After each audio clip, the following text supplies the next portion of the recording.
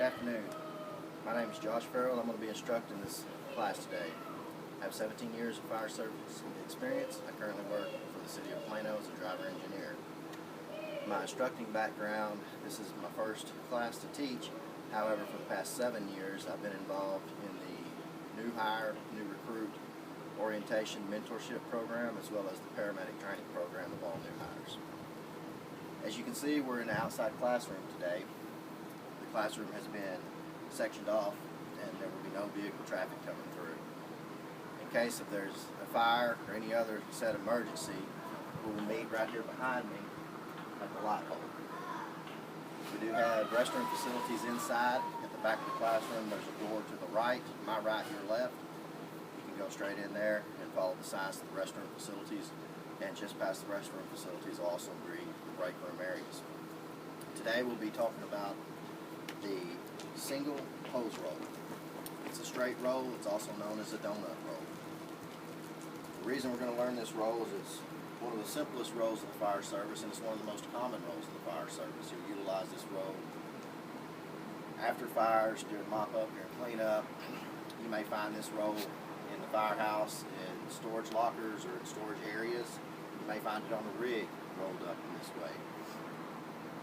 We'll come on a little closer. This is an example of our single hose roll. As you can see, there's two different style of couplings, and we'll get into that later. One of the biggest advantages of this roll is that it protects the male coupling from any damage.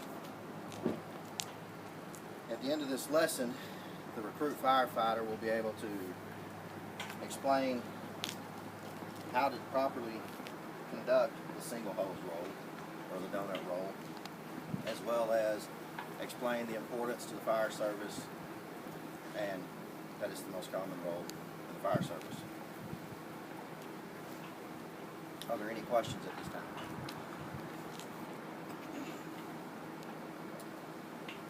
So over here we have also another example of what the single hose roll should look like. Again, the female coupling, the male coupling, or if you'd prefer, non-threaded, threaded coupling. Notice that the threaded coupling is on the inner section of the hose and it's always protected.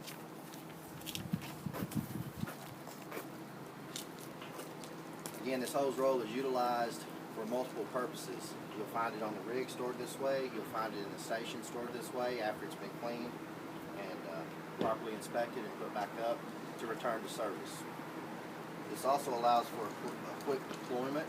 You can grab the non-coupling end of the hose, hold that section in your hand, and swing the hose out, and the hose will deploy out as it rolls out.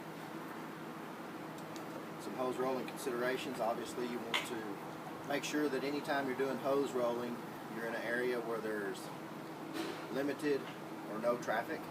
You don't want to have to be worrying about rolling a hose and traffic coming by you.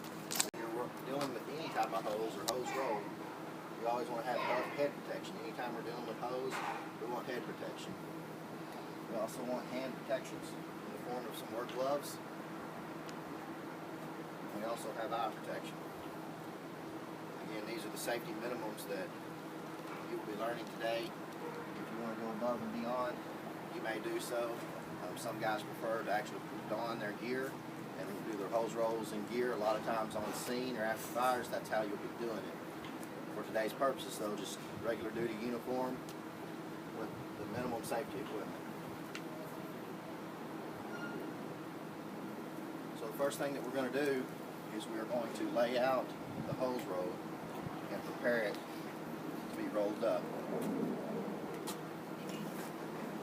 Again, this roll is designed to be very easily deployed. Holding the non-threaded end, rolling it out. Another method is when the hose is rolled, is to walk it out and just roll it. So after you're finished with the hose, today we're using the 2.5 inch, you want to lay the hose out like so. Again, we have a threaded end and a non-threaded end. That's how you identify the different sections of the hose. Also known as the male end or the female end of the hose.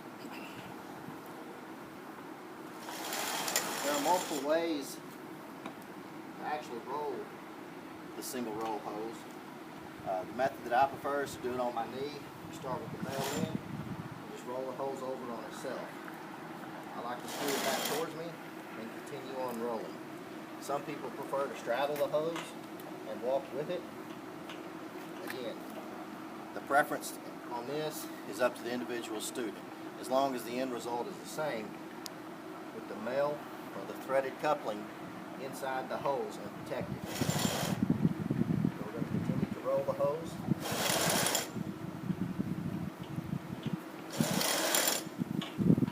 Try to keep the hose nice and tight so that it's not loose in here. If it gets loose, the male or threaded end will try to slide out one way or the other. Then it's unprotected, defeating the whole purpose of this roll.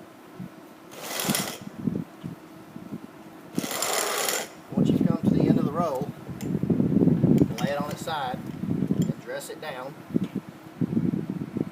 so that it's nice and even on both sides.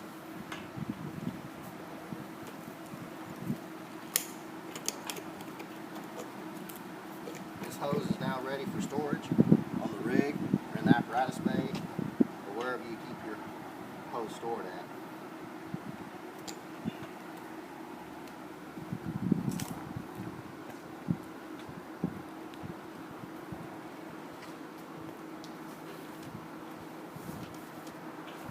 So again, what we're learning here is for recruit, firefighter level, college level.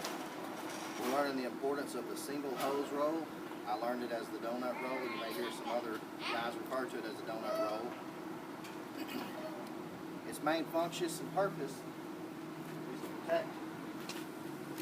to protect that male coupling. Also, the ease of grabbing the hose, carrying the hose.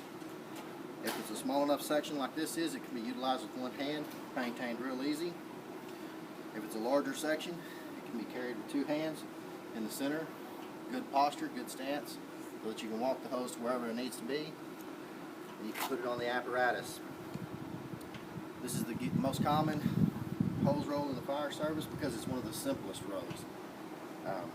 It allows you to quickly roll the hose to get back into service. Then when you get to your station, if this hose was dirty, needed to be cleaned or maintenanced, it allows for quick deployment of the hose. Once the hose is out, you clean it to manufacturer's or your department's recommendations. You let the hose dry to manufacturer's or your department's recommendations. Once the hose is dry, then you want to re-roll it and store it in a dry, cool place for the hose manufacturer's recommendations or your department's practices. So I demonstrated the skills without any of the proper safety equipment on. That was a test. Nobody called me out on it.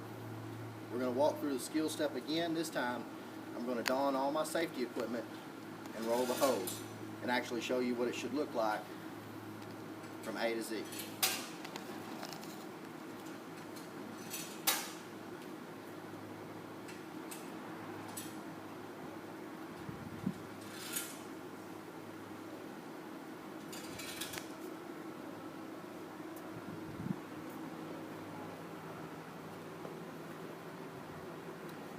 Most environments we're in, as firefighters, we have the potential for things to fall down from above onto us. That's the reason for the helmet. Also, we have reason for cuts, nicks, scrapes of our hands. That's the reason for the safety gloves. Once we get through rolling this hose and we go to lift it and move it, or we go to store things, we're picking things up and taking them to eye level. If this hose was to have dirt and debris on it, a gust of wind comes up and catches you, it could blow into your eyes. Thus for the eye protection. This is the minimum required safety level for hose rolling as far as this class is concerned. Your department may have different recommendations or procedures. Always follow your department's procedures and recommendations.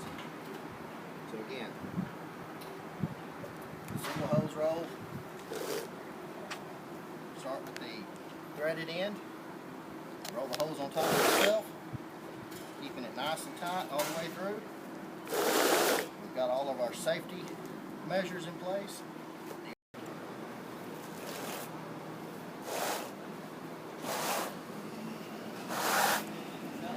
over at the end of the hose, again, dress it down so that it's nice and smooth and even on both sides. And now you've completed the hose roll with all your safety precautions in place. So in conclusion, what we've learned today is the single hose roll. We've learned that it's the most common hose roll in the fire service, that its main purpose and function is for storage use as well as to protect the threaded coupling. You roll the threaded coupling up inside the hose, and that's it. Class dismissed.